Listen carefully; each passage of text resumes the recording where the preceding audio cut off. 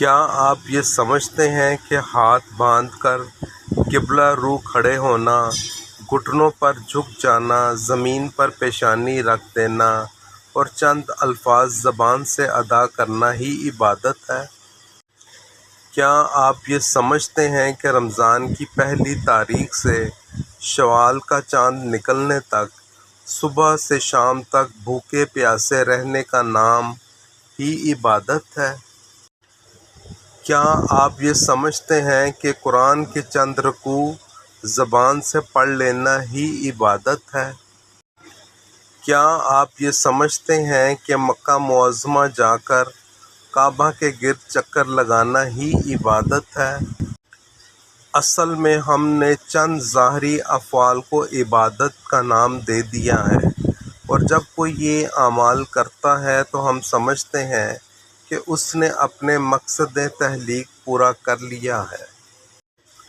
اللہ تعالیٰ فرماتا ہے، میں نے جنوں اور انسانوں کو صرف اپنی عبادت کے لیے پیدا کیا ہے۔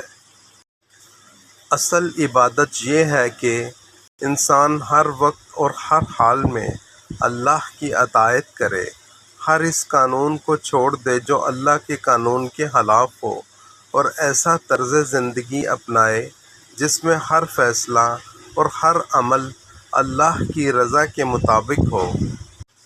ایسی زندگی میں پھر انسان کا سونا بھی عبادت ہے، جاگنا بھی عبادت ہے، کھانا پینا بھی عبادت ہے، چلنا پھرنا بھی عبادت ہے، حتیٰ کہ بات کرنا بھی عبادت ہے۔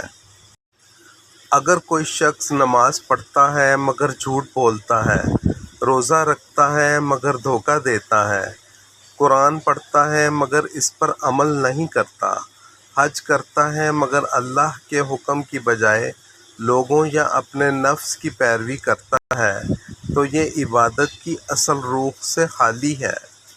ذرا سوچیے۔